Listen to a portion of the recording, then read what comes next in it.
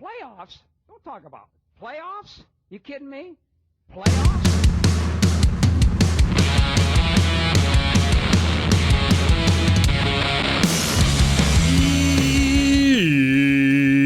Yeah, NBA Straya. How are you going? How you going? Are you good? You should be. Why is that, Jim? TGIF. Am I right? I'll tell you what, I would hate to be a tin in about 1 hour and 4 minutes.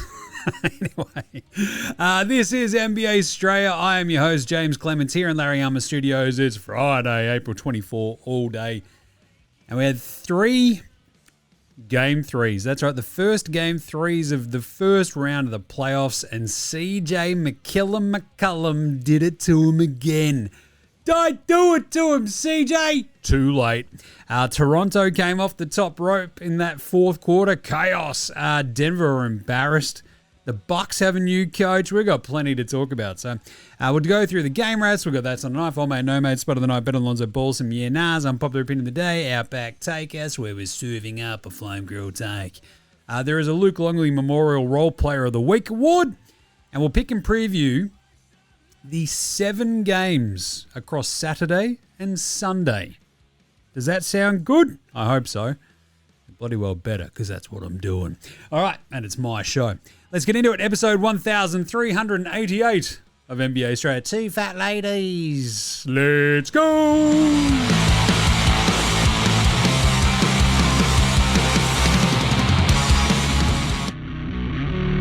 This is Josh Giddey. G'day, this is Andrew Gaze. This is Jack White. This is Joe Ingles. This is Dyson Daniels. This is Chris Anstey. This is Matthew Delvedova. This is Shane Hill. You're listening to NBA Australia. And you're listening to NBA Australia. And you're listening to NBA Straya. And you're listening to NBA Australia. And you're listening to NBA Straya. You're listening to NBA Australia. And you're listening and watching NBA Straya. This is NBA Australia. Let's do it.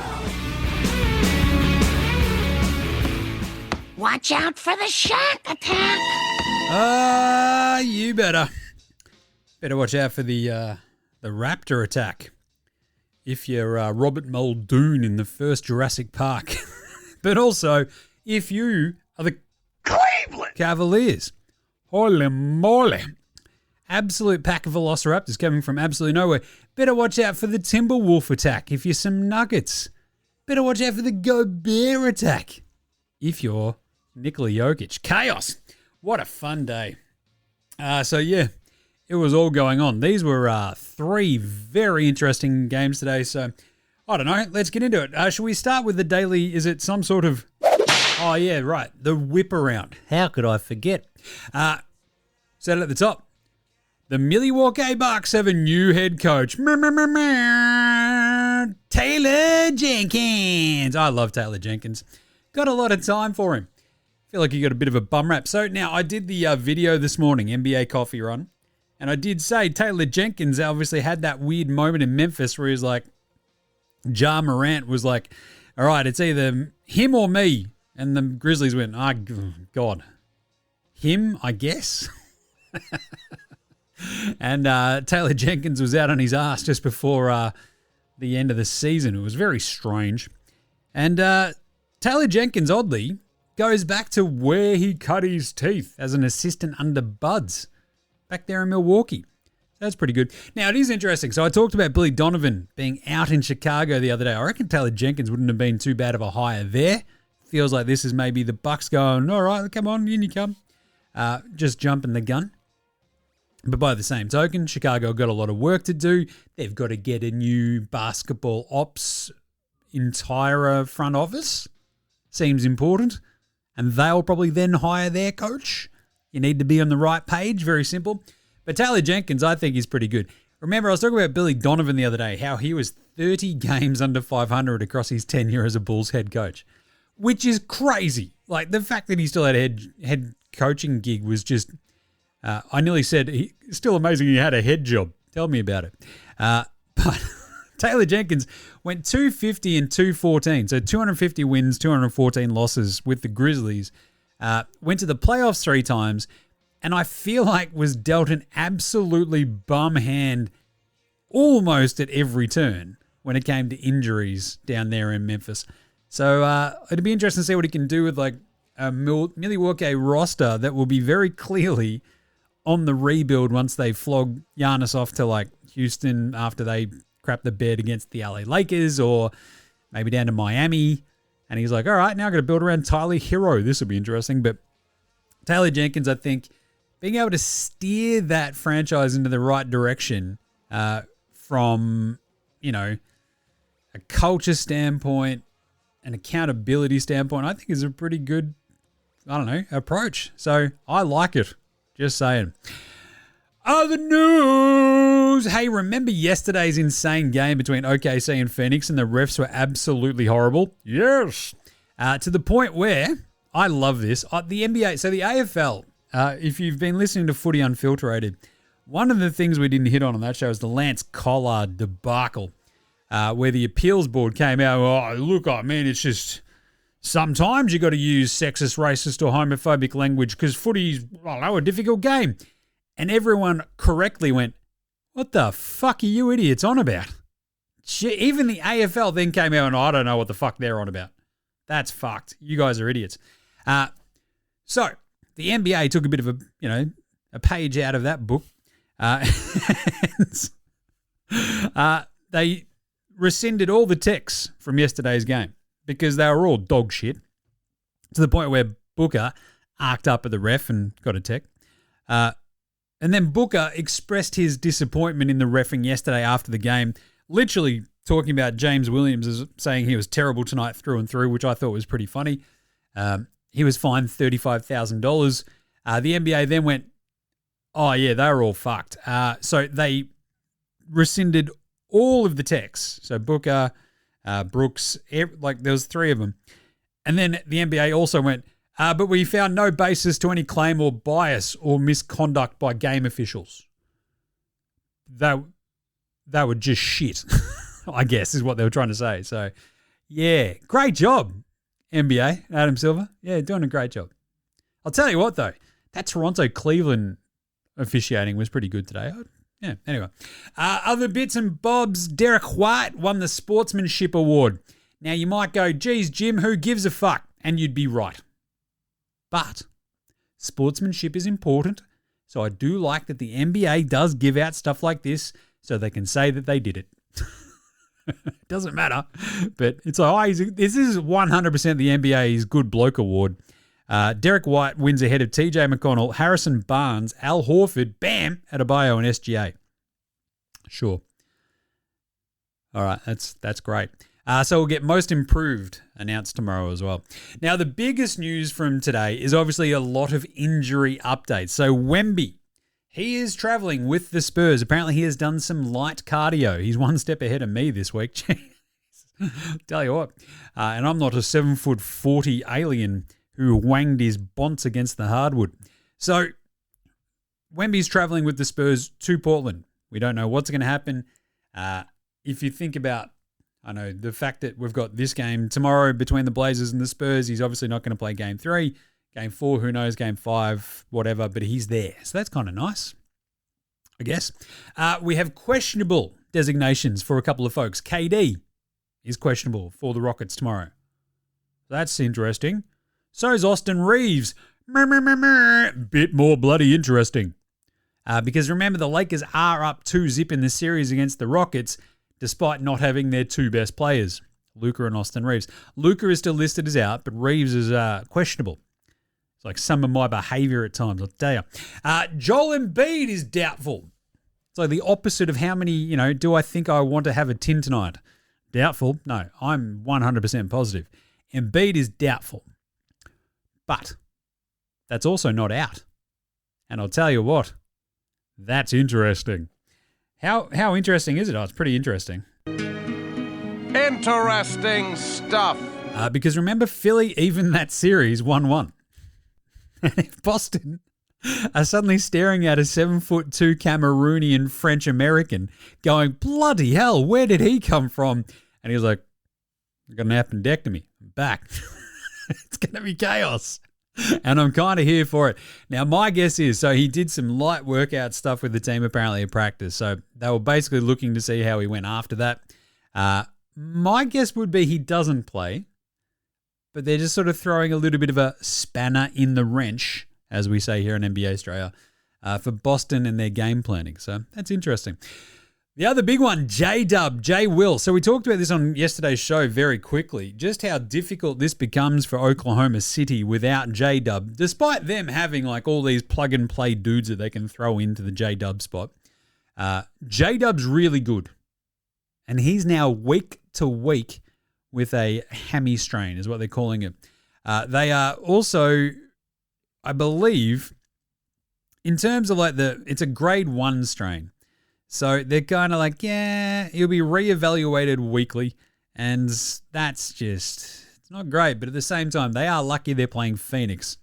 So they could likely sweep this Suns team, get another bit of time off, because if you think about the playoff bracket, where OKC is sitting, they would go on to play whoever wins out of Lakers-Rockets. And I don't think the Lakers are just going to walk in. No.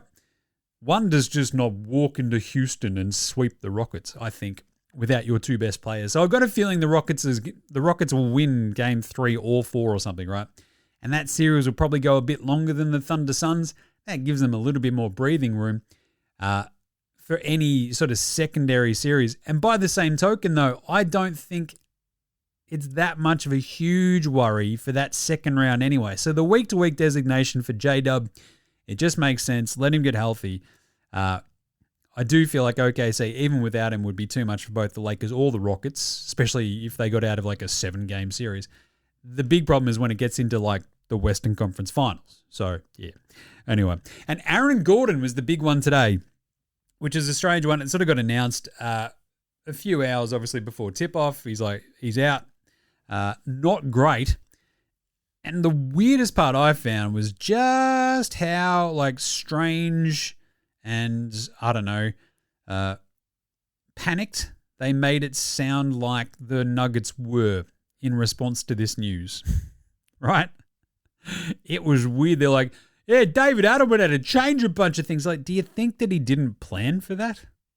What are you talking about? But this was like, a pretty decent broadcast crew, so I was just a bit flummoxed by that. Anyway. Anywho, and the last little bit of fun tidbit stuff before we get into game wraps. So we had, before today's games, we had 5 first-round series tied at 1-1, which is the first time since 2014. So, yeah, if you thought this first round rocked, you were right, obviously. Anyway, it rocks even more after a couple of these games. Game wraps. Knicks, 108. Atlanta, 109. Uh-oh. Bing bong. Bing bong, Nickies. Bing bong. Oh, that's a worry. This game was psycho as well. So Atlanta win it. How did they win it, Jim? Well, by coming from behind. Oh, no shit, Jim. That's a bit crazy, isn't it? It is. They were also, at some point, up by 18. So, the Hawks blew a massive lead, and this game got absolutely off its head in the fourth quarter, and it was wildly enjoyable, right? First half was sick.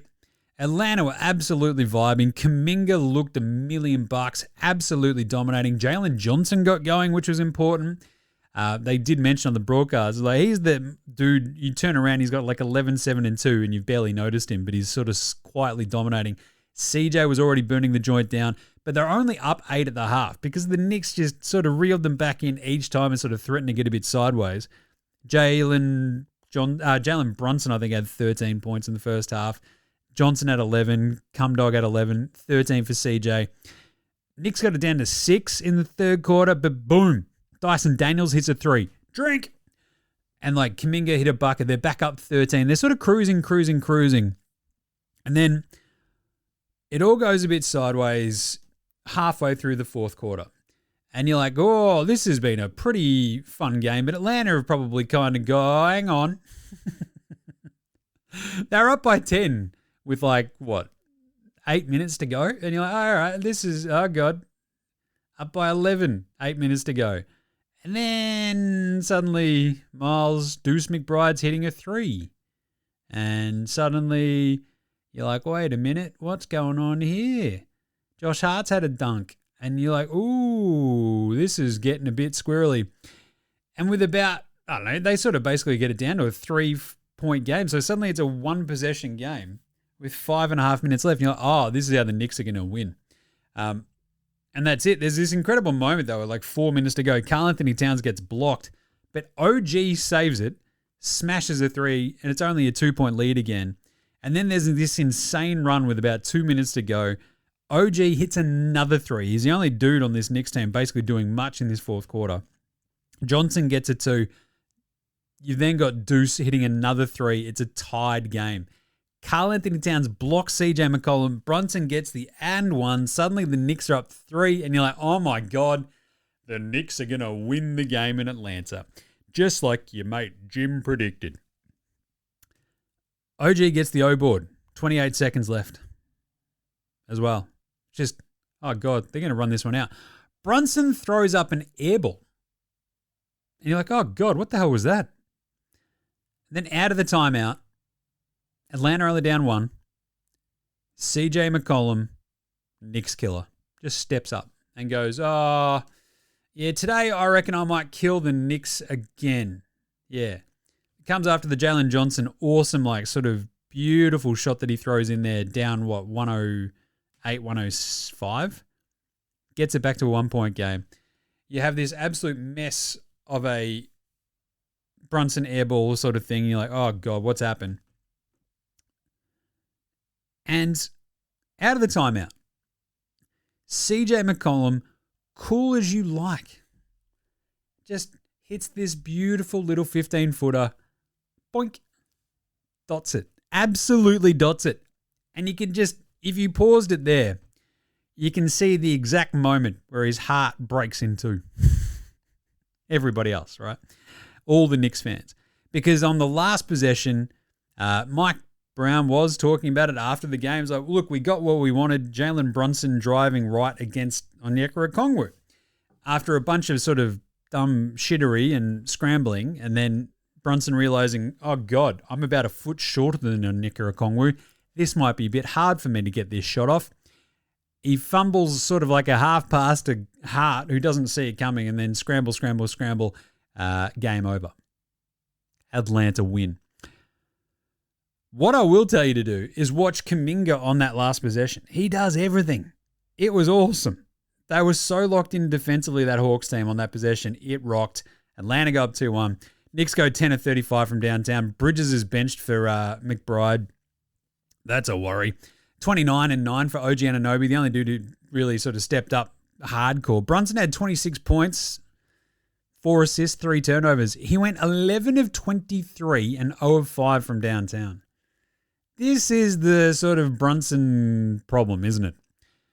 When your best player is like a little dude, it's a bit hard. Because Karl Anthony Towns certainly wasn't like going, oh, stop it, give me the ball, and then like dominating. He had 21 and 17 with 4 assists. Cat was good in this game. They needed 38 and 17 from him, though. That was the problem. 2 blocks, 2 steals. Hart couldn't hit a shot, 1 of 9 in 40 minutes. Brutal. Bridges was even worse in 21 minutes. Deuce was good off the bench, 15 points, hit 5 threes. Clarkson had 8 points. Jordan Jeremy Clarkson, 4 of 11 in 17 minutes. The other Mitch Robinson wasn't that great. And the Knicks, this game was strange because by the time they sort of got back into it and took that lead, you're like, aha, they're going to steal it. And Atlanta went, are they? I don't think so. And Atlanta got them. So absolutely awesome. CJ was great, 23 on 8 of 19 shooting. Jalen Johnson, I thought, was fantastic. 24, 10 and 8, 8 of 19 shooting. That bucket at the end was absolutely awesome. Cumdog, Jonathan Kuminga, 21 points, 9 of 14 shooting, 2 of 4 from deep, a block, a steal, 4 rebounds. He was awesome. Dyson, 8 points, 13 boards, and 6 dimes. He had 5 turnovers. You get that on the big jobs. 3 steals and a block. Hit a 3. You love to see that. Nick Alexander-Walker still having a bit of a rough time. 14 points. He did go 3 of 7 on triples. Okongwu was solid with the 9 and 7. Mo Gay, Gabe Vincent, whatever. But they go 13 of 33 from downtown. And Atlanta, the biggest thing, the defense, it held its nerve. To build such a lead against the Knicks, with obviously the defensive prowess of the Knicks wings sort of just making life hard for Nick Alexander-Walker, for Jalen Johnson at times, but he was that good today. You're like, ooh, this is it. And that was kind of the big difference. I sort of talked about it on NBA Coffee Run this morning. Yeah, they've been really well held, Noor and JJ. And if one of them pops off, here we go. And that's exactly what happened. So great win for the Hawks. Absolute panic stations for the Knicks. You can't lose game 4. You can't be down 3-1 going back to MSG where you've got all those Knicks fans sitting there at MSG with just like all of them, like 20,000 people fucking turtlenecking. Like you can't, that's going to be rough. Just Timothy Chalamet, he's going to be out there just sitting there, just a little turtleneck popping out. Anyway, Atlanta up 2-1. Amazing. And then what happened against Cleveland? Toronto smashed him at the very end. 126-104. Jesus, Jim, they won by 22. Yep. This game was tied at the half. It was tied in the fourth quarter at 88-88. And then the Raptors ripped off a 38-16 run in about 8 minutes of basketball. It was psychotic. It was absolutely amazing. Like, every time the rest of the game, the Raptors looked really, really good. RJ was awesome. Scoob was fantastic. But the Cavs was sort of just would always reel them back in. Mobley was all right. Harden was fine-ish. Mitchell was fine-ish, but they just weren't that good. They weren't that efficient. And I talked about this yesterday in the preview, right? Like the sort of weird matchup problem that these two teams have with each other. Toronto hadn't been able to take advantage of it in game 1 or 2. They did in game 3. You could see going, look, yes, we understand that they have some big dudes and some very good guards. We have size everywhere else and should be able to dictate this. And Calamari Boyle's playing out of his absolute skin today. So you go deep fry him and just, this is a tasty little entree. What do you reckon? Calamari Boyles is awesome. Scoob, fantastic. RJ, incredible. And Jamison Battle, absolutely out of nowhere. As I said, 88-88 in the fourth. He hits 4 threes in 2.5 minutes to blow this game wide open because RJ Barrett jumps in, hits a couple of threes. They're up 11 with 5 minutes 40 to go. It happened like that. It was awesome. Then RJ hits another one. Battle hits another one. RJ hits another one. And the route was on. You're like, what the hell just happened? It's like someone snuck up behind them and hit them over the back of the head with a 4x2. Even Brandon Spindles Ingram, still not having a great game, hits a 3, and they're up 20 out of absolutely fucking nowhere. And it's like 3 minutes to go. It was an absolutely insane finish. The place went fucking ballistic. Jurassic Park is off its head. This game was awesome for the Raptors and an absolute just horror show for the Cavs. Cleveland falling apart right then. You're just like, what just happened, dude? An avalanche, an absolute avalanche at the end of it. They end up outscoring the Cavs by 20 in the fourth quarter, 43-23. Absurd. Like they had, for a game that was 88-88 and then ends up like 126-104. It was incredible. And this is it. Toronto have this ability to dictate on their terms, using their size, on the perimeter, etc., hitting their shots. But the thing is, Harden had 18 4-4 with 8 turnovers. Donnie Mitchell shot 7 of 16 for 15 points, 3 assists, 3 turnovers, 1 of 7 on threes. Mobley managed 15 and 6. Allen was just fine. Strus hit 4 threes. Good. Jalen Tyson, his brother got drafted in the NFL draft today. He had 13 points. It just wasn't enough. They went 14 of 45 from 3, did Cleveland. 14 of 45. The Raptors went 14 from 23. They hit the same amount of threes on 22 fewer attempts. That is insane. What an awesome shooting night for the Raps. RJ was absolutely incredible. 33, 5 and 5, 2 steals, 6 of 8 from 3. Scoob was magnifico. 33, 5 and 11. 11 to 17 shooting for him as well. He hit 3 threes. Calamari Boyles had 22 on 11 to 15 shooting, 8 rebounds, a couple of assists. Jamison Battle, 14 points, 5 of 5 from the floor, 4 of 4 from deep. Weapon. Even Jamal Shed, 30 minutes, 2 points, 5 assists, 5 steals. Jesus. Jacoby Walters sucked and so did Pirtle, but wow. Toronto drag it back to 2-1 there. And then finally, Denver got absolutely embarrassed by Minnesota, or 96-113. A really weird game where Denver could absolutely got nothing going all game. It was 25-11 after the first quarter. Bell to ass. Out of the blocks, Minnesota just kicking their ass. Rudy was just eating Jokic's lunch time after time after time. Jokic sucked. It was like the worst game we've ever seen him play, basically. They did a stunning job on defense, on Jokic, everyone else. At one point, Jokic is like 5 of 19. He ends up 7 of 26. More turnovers than assists. Bloody hell. Jamal, what did he have halfway through the third quarter there, Jim? What was he shooting, do you reckon? I think he went and shot. Oh, yeah. Chill. He shot 3-11 up to that point. He wasn't having a good one. They were shooting 31% from the floor heading into the fourth quarter. The biggest lead that the Wolves had was 27. Jaden McDaniels was just ruining Jamal Murray's life, ruining everyone's life. Talked his shit before the game. Was like, yeah, none of them can defend. And guess what? Came out and kicked their ass. Denver pulled it back to 17. It's like 92-75 with 8.5 minutes to go. It was 15-13 with like 3 minutes to go. You're like, why are they're playing all their other guys? That's a bit weird. It's like 4 minutes to go. It's like you still got maybe a bit of a shot, bit of a strange one. But they conceded. The big difference was like there was turnovers in the fourth quarter for the Wolves that they just didn't have in the first half, and Denver sort of kept control of the ball, but they still end up shooting 28 of 82. That's 34%. And again, I'm no math magician, but that's fucking shithouse. So, Denver are a train wreck. Like, Jokic ends up with 27 and 15. It's the worst 27 and 15 you'll see in your fucking life. Shot 7 of 26 for his 27. 11-11 at the line, fine. 2 of 10 from downtown. 4 turnovers, 3 assists. It was brutal.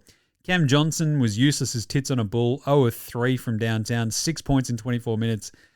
Jamal Murray, 16 points on 17 shots. Brown couldn't hit, literally 0 of 4. Just crazy. 3 of 8 rather for Tim Hardaway the Lesser for 11 points.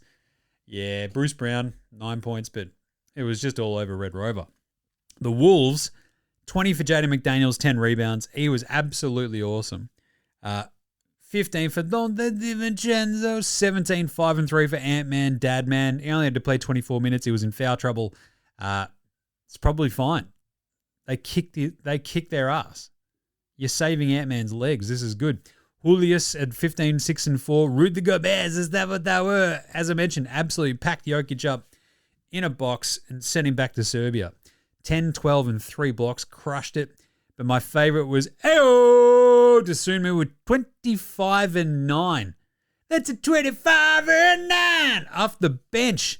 Crushed it. And wow, they absolutely fucking Carly marred the Denver Nuggets.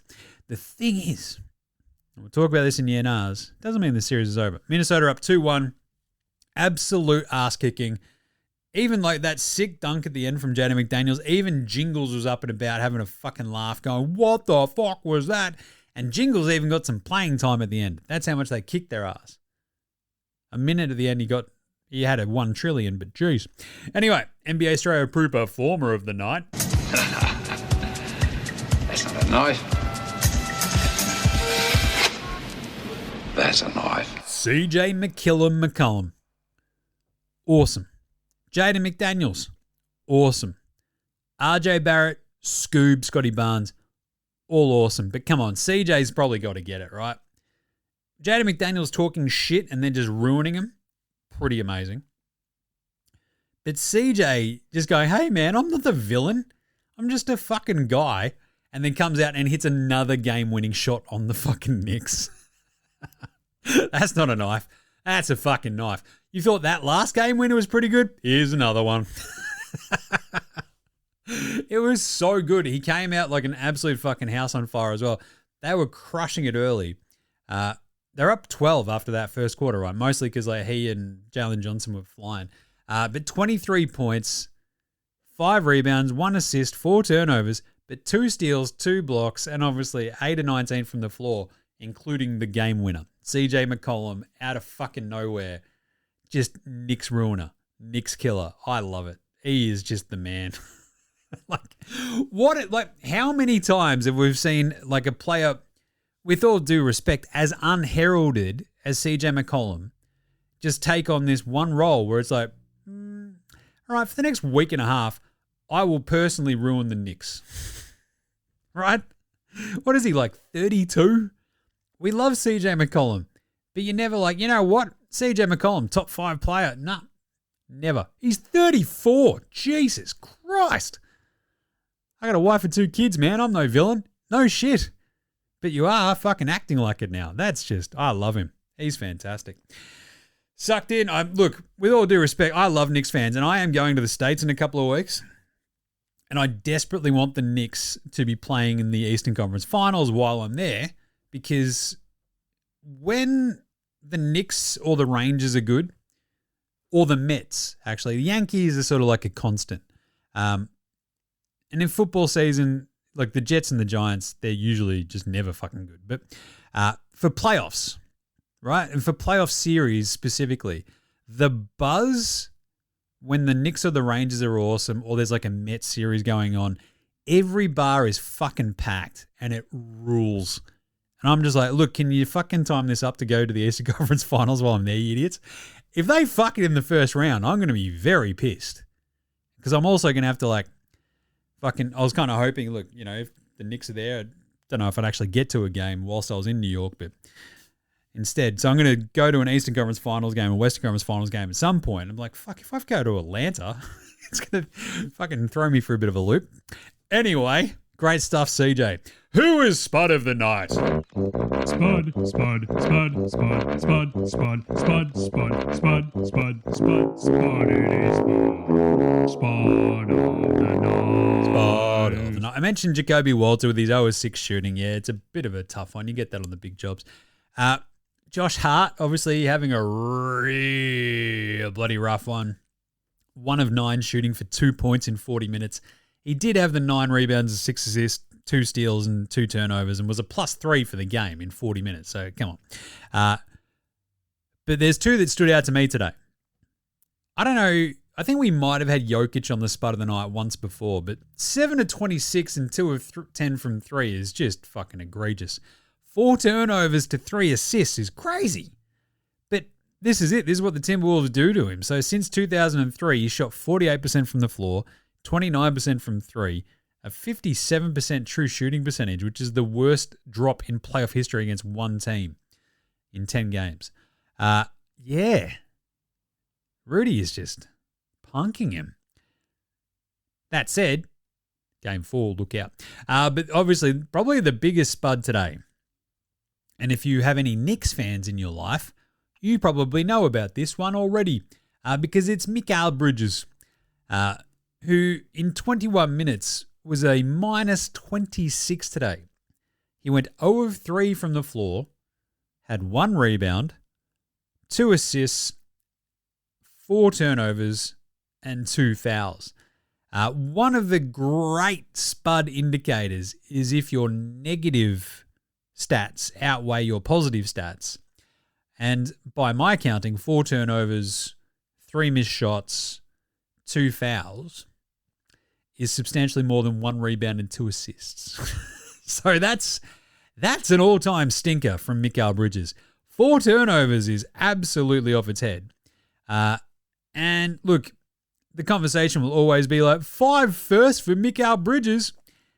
And rightly so, because if someone's going to fork out 5 first-round picks for you, you better not be out there going 0 of 3 in 21 minutes for 0 points, 4 turnovers, 2 fouls, and a -26 in a game 3 of a playoff series.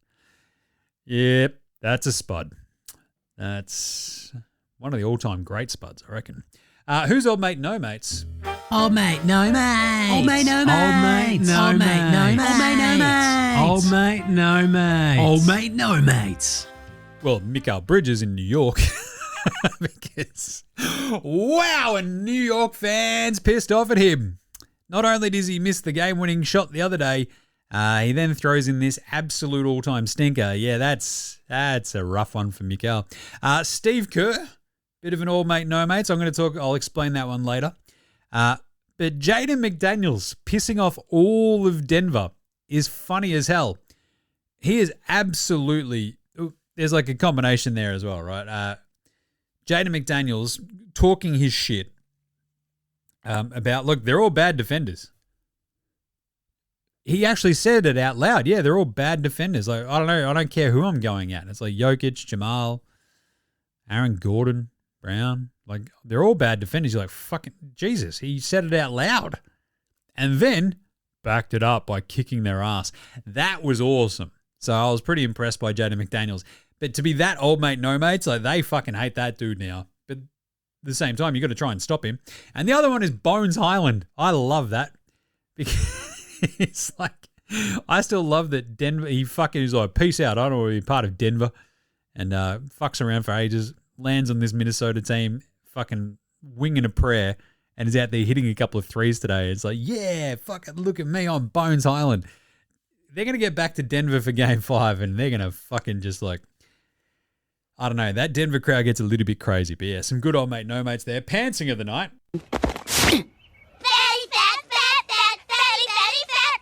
Jokic getting blocked so continuously by Rudy and Rudy just continuously eating Jokic's lunch is that's a pantsing.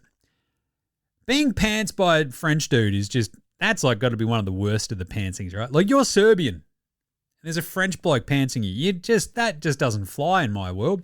But come on, man. The absolute pantsing that like all of the Wolves put collectively on the Denver Nuggets today was incredible. To the point where the crowd were getting into it. Wolves in 5. Wolves in 5. The Wolves in 5 chance is a bit presumptive, but fucking don't mind it. Pretty funny. But obviously the best one was the dunk by Jaden McDaniels. The double pants. The rarely seen double pants. He pants Spencer Jones and Jokic, dunked on both of them at once, to the point where the entire crowd, the commentators, his teammates, and the opposition were all fucking speechless. The place just went, whoa! Like, everybody's just like, what the hell was that? That is an all-time pantsing. Holy crap. To bring an entire arena just like into sheer disbelief, that was fucking amazing. So I'll pay that.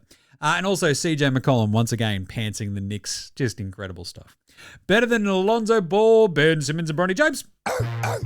Lonzo was the best player in high school.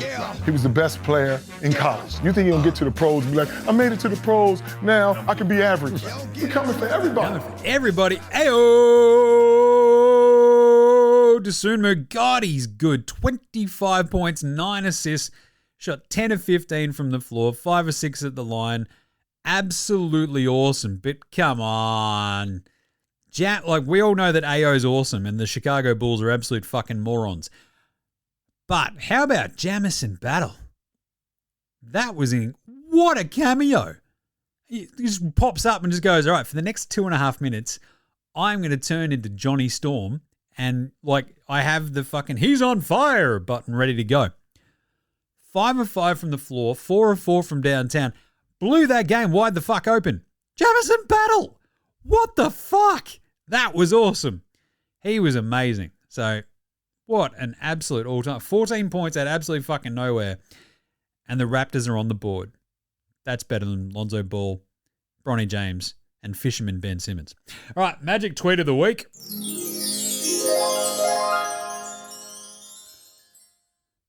Yeah. The Atlanta Hawks versus New York Knicks NBA playoff game 3 was one of the most exciting and entertaining games in the playoffs so far.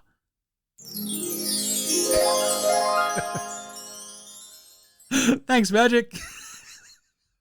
It really was. I mean, he's not wrong. I love that so much. All right, finally, dickhead of the week. Dickhead of the week. I mean, obviously, Mitch Robinson standing over the top of Dyson Daniels and trying to like AI Ty Lue him a little bit. Get fucked, Mitch Robinson. You're the other Mitch Robinson, and both of you are kind of dickheads. So Dyson gets up and goes, "What the fuck are you doing, idiot? Fuck off!" And like just has a go. Dyson Daniels, mind you, would kick the... Look, Mitch Robinson, big dude. I would 100% back the Bendigo Bandit, the Great Barrier Thief, in a fucking punch-on. He's from Bendigo. Like, you don't fuck with Bendigo. Bendigo's our Shelbyville. Being from Ballarat, Bendigo, it's like, yeah, cousins, blah, blah, blah. I do have a story about a friend of, like, ours who married, you know, her stepbrother. That's Bendigo. I have a story. We might have to do that in the Dead Set Legends Club. So you have to go sign up to the Patreon, buymeacoffee.com/NBA Straya. We might talk that one out. But still, the lesson is always don't fuck with Bendigo. Mitch Robinson, you're lucky you didn't get glassed. I'm just saying. But also, the honourable mention of the dog act of the week was the Wendell Carter Jr. shove of Jalen Duren midair, which I fucking hate. I don't know, like, because if you've played basketball before in any way, fucking shape or form, and there's always that one fucking prick, right? Who will just do that one little fucking dog act, dirty fucking thing. You're like, oh God, I don't have to get into a fight, but here I am. And yeah, the pushing somebody in the back while they're already jumping is fucked. And especially when they're jumping quite high, substantially higher than I could. Because they just can overbalance so easy. Fucking fall backwards, crack their head open, and you're fucked, right? So, yes, Wendell, dickhead of the week as well. Mitch Robinson, you're on the list as well. Let's do some quick yeah-nahs after this.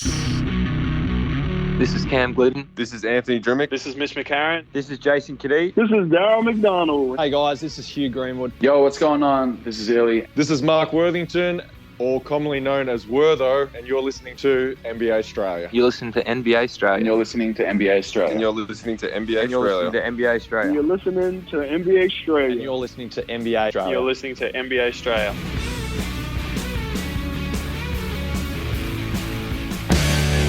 All right. Let's do some yeah-nahs brought to you by you. That's right. You can help support the show.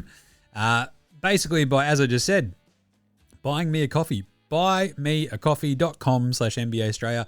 You can join the Dead Set Legends Club, which is basically buying me a coffee once a month. And you get all this exclusive stuff. Like me talking out like fun stories like things about Bendigo. Good times. Anyway, yeah, so go check it out. Buymeacoffee.com/NBA Straya. There's exclusive stuff we put up. It's awesome. Go check it out. And if you've got a business, if you want to sponsor the show, go check it out as well. Hit me up. Bang. Off you go. Right. Let's do some yeah-nahs. IMB, my favourite Perth painter. Hey, Jim, sorry to hear about you, mate. Thank you, Ian. All the messages this week have been lovely. I'll talk about it at the end of the show as well. Appreciate it. How good have the playoffs been so far? The first round can sometimes be a bit dull, but so far I'm loving it. Yeah, nah, yes. As I said, the fact that it's like 5 first-round series, in I think for the first time since they went to the this format of the 7, under the current format at least, first time since 2014 we've had 5 series, 1-1 in the first round. So yeah, this is it. This is parity. We're sort of getting to this point where I think we looked at all of these series and went, oh, there's a couple of fucking laughers. What are we doing here? Turns out they've all been fucking awesome, apart from basically OKC Phoenix. But even then, that's had its moments because Dylan Brooks is a psycho and the refs have gotten under the skin of the Suns. And it would not surprise me if the Suns get absolutely every fucking call and win the next game at home, because that would be A, very funny, and B, what do they play on Sunday, don't they? OKC at Phoenix. So yeah, I reckon might factor that in to our pick later on. Another one from Dave, Davey B. Hey, mate. Hope you're well. Cheers for doing the show under tough circumstances. Puts a smile on other people's face. Thanks, Dave. Has Adam Boner secretly entered the Boston Marathon? I mean, the amount of cardio he's been getting, he'll smoke it.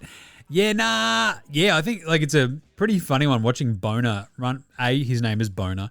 His name is Boner. And B, he hasn't done much.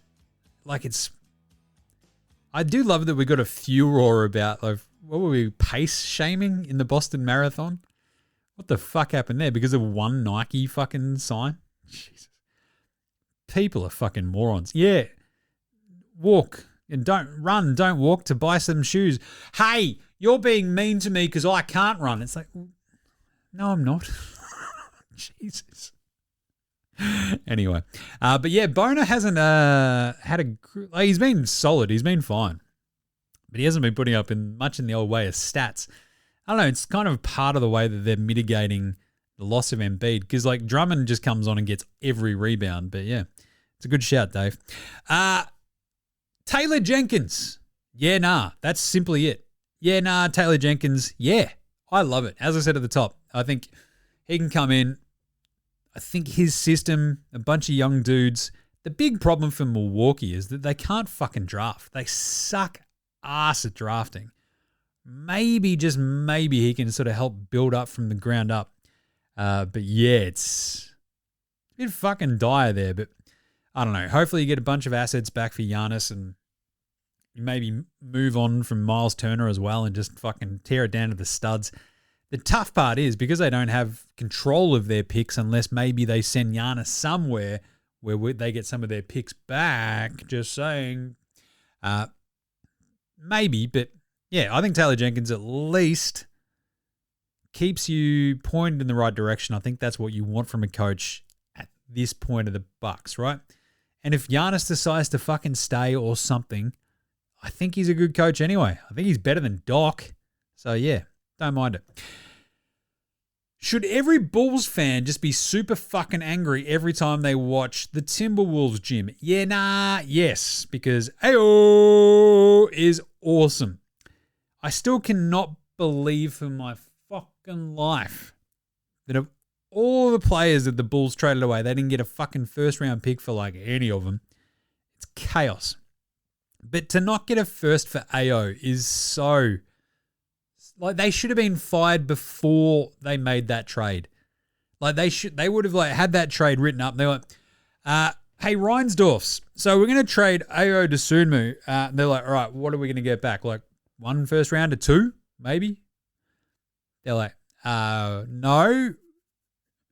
But we are going to get Rob Dillingham from the Wolves and 4 seconds. 4's a lot. 4's a big number when it comes to draft. And they're like, you fuckheads are both fired.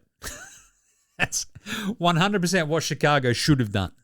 But AO is incredible. And every Bulls fan should just be fucking ropeable when they look at their roster, look at what they had, and look at the assets that they got in return for all of their stuff. It fucking boggles the mind. Speaking of which, would you rather have Mikal Bridges on one hand or Dante DiVincenzo and 5 first-round picks? Cool. Yeah. 5 is a big number, isn't it? It really is. It's just, oh Lord, this is ridiculous. There's no other way to put it. I'll tell you what. This is horrible. There's no other way to put it. Unbelievable. And finally, hey, are Atlanta going to win this series? Yeah, nah. I mean, maybe. 2-1. Bloody hell. You win this home game 4, fuck me, you're up 3-1 on the Knicks. So I think the question is, can Atlanta win the series? And I think the answer is yes. Holy crap. Unpopular opinion of the day. Now look at me, please. Look at me. Look at me. Look at me. I think we've not made enough about...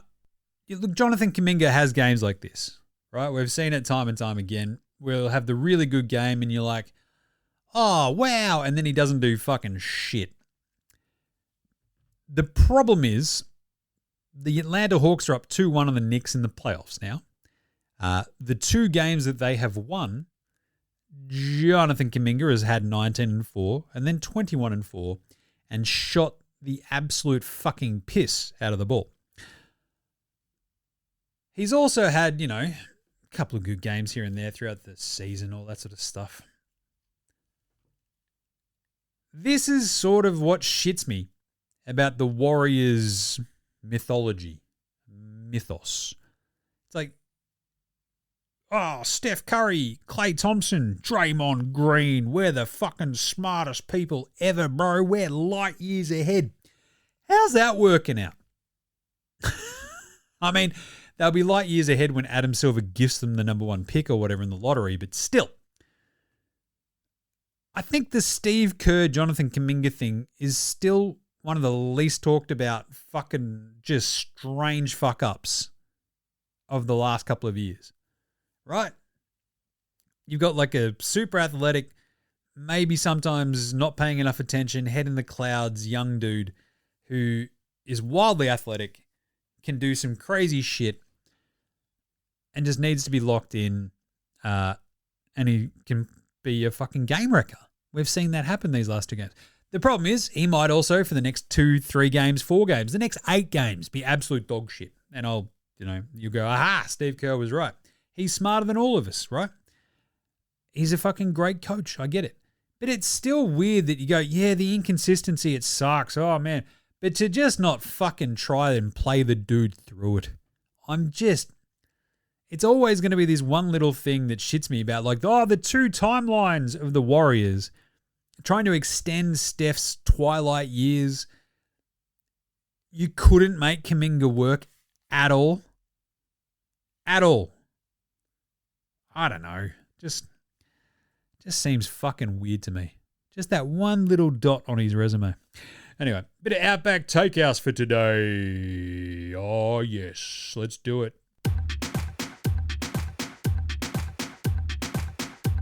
It's Friday at Outback, and you know what that means. Oh, yeah. 4 for 1 ice-cold Foster's Lagers. That's right. Oil drum cans the size of your fucking head, full of tasty, ice-cold Foster's Lager. They're 4 for 1, only at Outback. Goes great with a flame grilled take. And today's flame grilled take is, hang on, Atlanta can't just win this series. Atlanta could win the East. Just saying. They have a pretty bloody good chance. Say Atlanta get by the Knicks. They'd have Boston or Philly in the semis. Look out.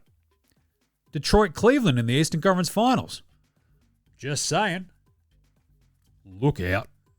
Only at Outback. Maybe. Maybe.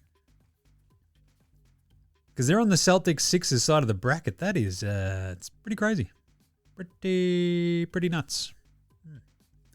Anyway, I don't think the NBA reseed the playoff at all, does it? Because the NBA, I think you'll see the reseeding happen, I think, in the NFL playoffs. But yeah, not in the NBA. Because NFL, what it does, in the NFL, they sort of go, right, well, if you're the 1 seed, but like there's upsets, you still get to play the lower seed, but in the NBA, it doesn't happen that way. So yeah, Atlanta, Boston or Philly in the semis, just saying. Detroit or Cleveland, possibly. Orlando, who knows? Maybe Toronto after how good they were today. But I'm just saying, the East is fucking wide open all of a sudden. I think everybody is wildly beatable. And Atlanta have got some shit to them. All right, Australian Player Watch. Dyson Daniels today, as I mentioned earlier, 6 points. No, wait, that's wrong. He was better than that. And I didn't end up writing it all down. Good job, Jim. 8 points, that's what he had. 3 of 7 shooting, 1 or 2 from downtown. Every time he hits a 3, drink!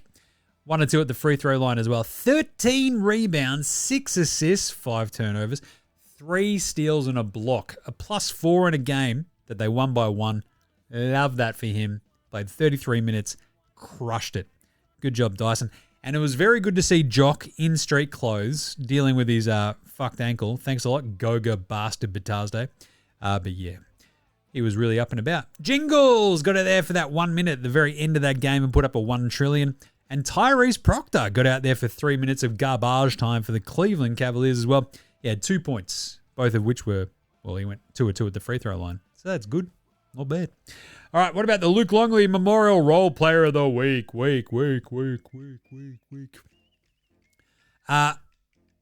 Dante DiVincenzo is my Luke Longley Memorial Role Player of the Week.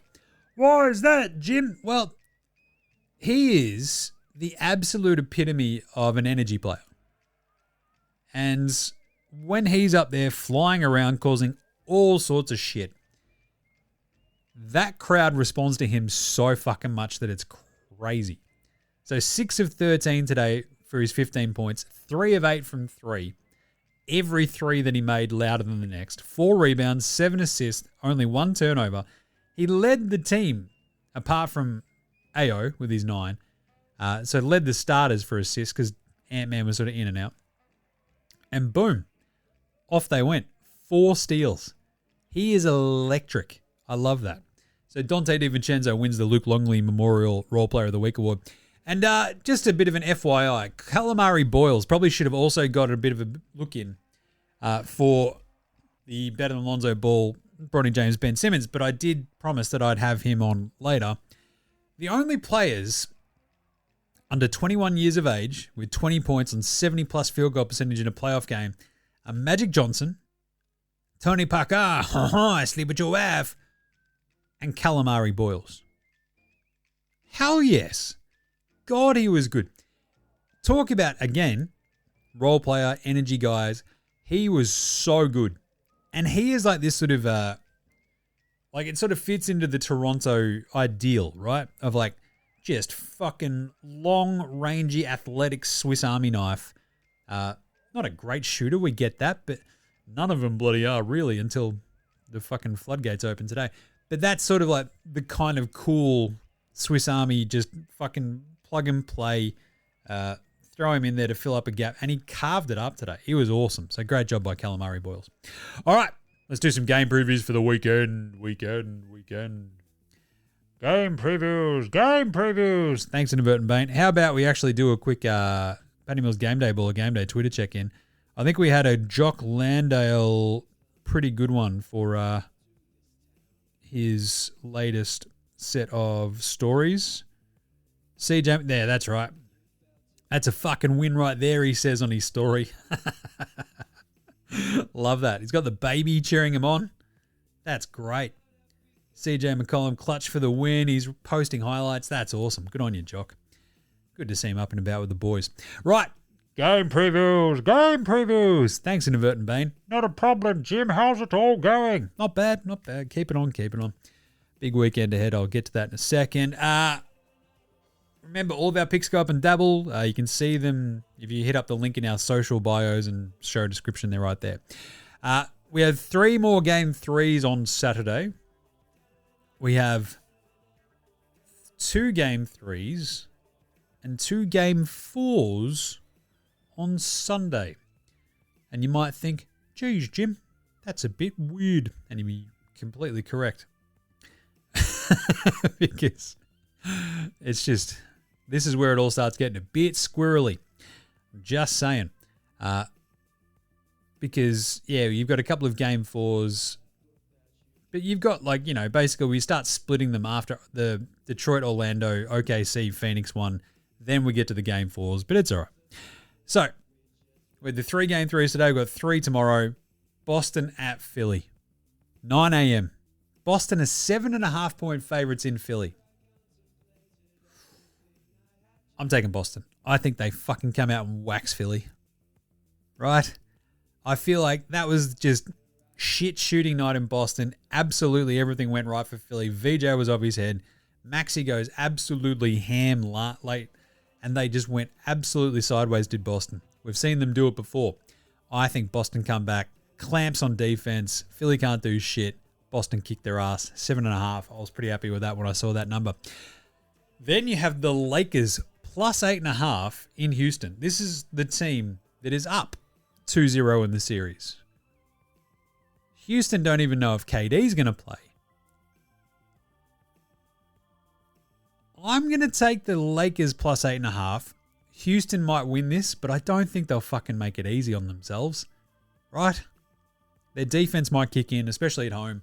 They might figure out, hey, Reed Shepherd can dribble the ball. Let's do that. But I'm still going to take the 8.5 points from the team that's up 2-0 and has LeBron. Call me crazy. San Antonio go to Portland. This is the absolute vibiest one, right? Like Portland are like, yeah, we won a game on the road in San Antonio. They don't have Wemby in San Antonio. That's cute. Whack. The tricky part is you've still got Fox, you got Harper, Castle. They were a little bit banged up. Harrison Barnes, Harper as well, also carrying injuries. Cornette suddenly starting. You've still got Kelly Olynyk, the Hoosier. There's a little bit going on there.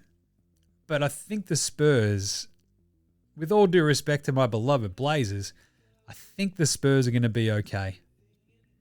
You know? I think they've got just enough talent. They shot like dog shit in that last game too. I think Vassell and Keldon Johnson, if they get going, I reckon the Spurs can sort of pop that party up there in Portland. I think the Blazers defense is great.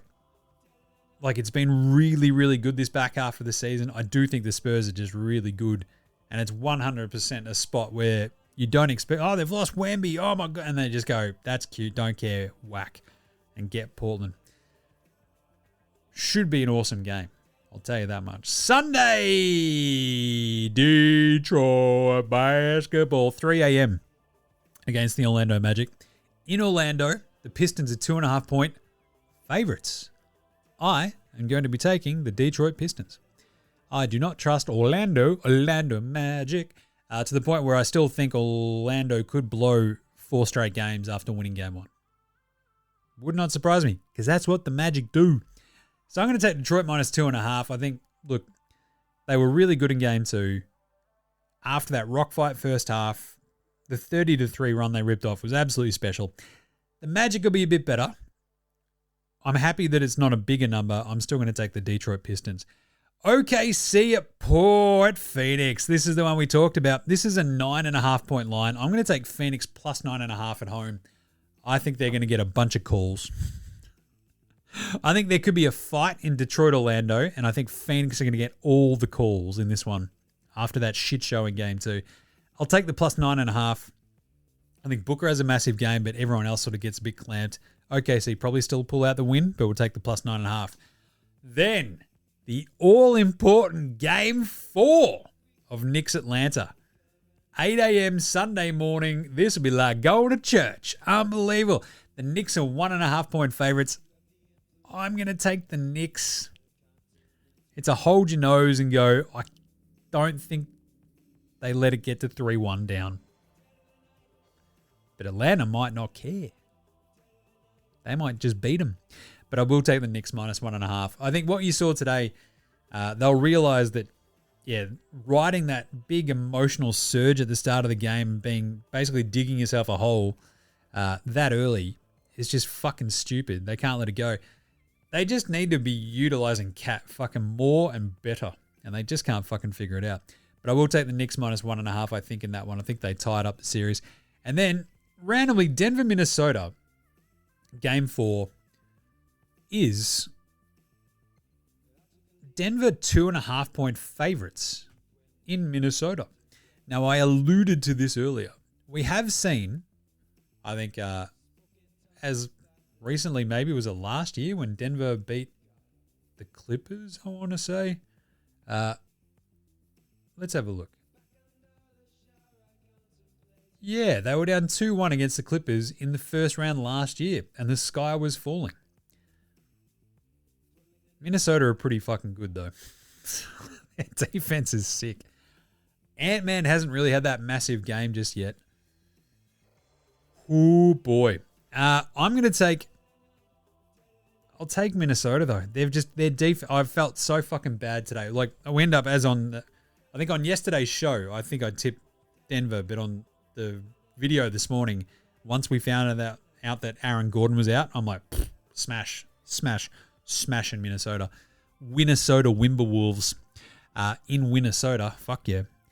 Game 4 is a bit trickier. Denver do love these spots. Jokic could absolutely have just heard all this shit about him being a bad defender and Rudy eating his lunch and kick ass and take names. It's just so fucking hard for Denver to like put up big numbers, I think, on this Minnesota defense. Right? I'll take Minnesota plus 2.5. Even if Denver that does pull out a win, I think it's got to be an absolute fucking nail biter in game 4. So, yeah. There you go. There you go. Those are the 2 weekend slates all picked for you. And I reckon I will be back. I'm going to try to do the Sunday night show this week. So the thing is, I got to go up to B-Town. So I'm going to be up in Ballarat for the memorial that we sort of pulled together for my dearly departed mate. And so, you know, big sort of emotional Saturday afternoon. Looking forward to sort of seeing everybody and having a hug and having a crying, having a laugh and all that sort of stuff.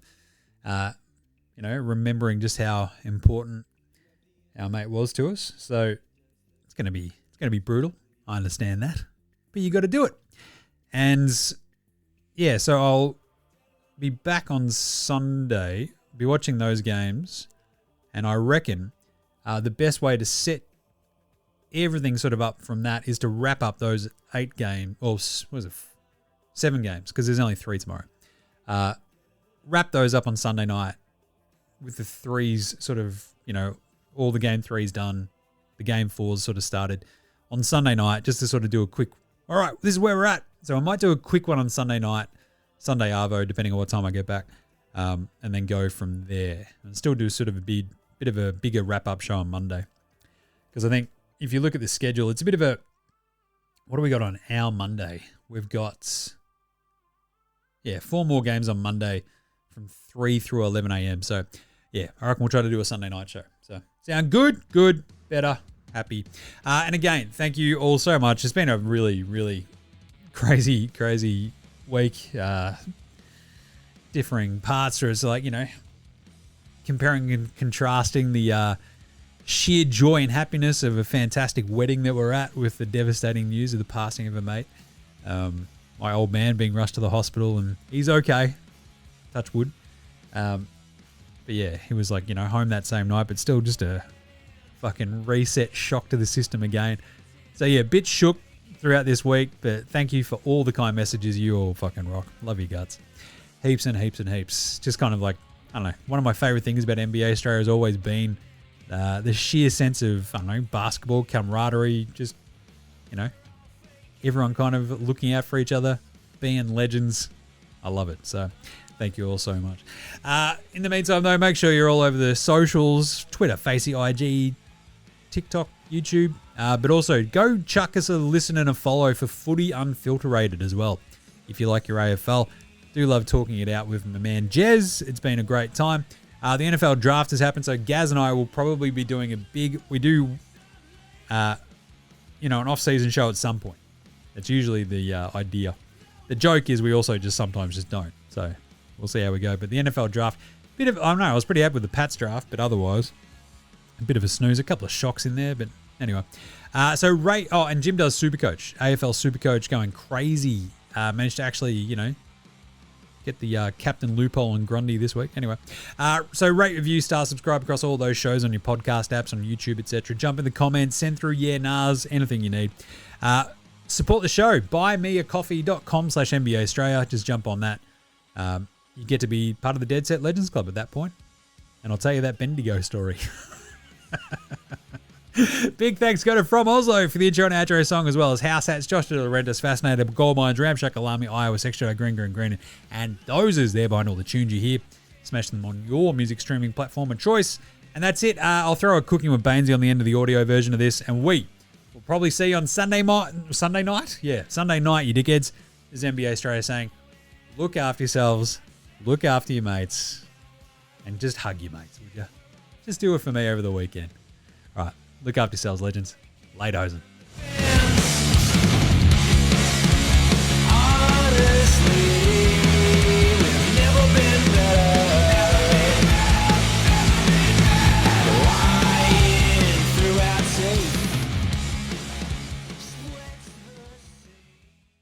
Cooking with Bainesy is filmed in front of a live studio audience. And now it's time for Cooking with Bainesy with your host, Aaron Bangers Baines.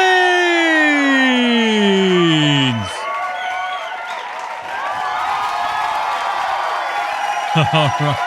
G'day. Yes, how are yous all? Well, look at yous over there. I see you over there again, Cheryl. Yes, we know that you love it. Oh, this is great. Yeah, g'day. Welcome to Cooking with Bainesy. I am your host, Aaron Bangers Bainesy.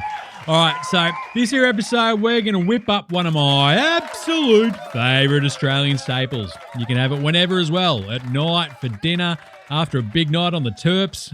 It's that absolute Aussie classic. It is Hawaiian pizza.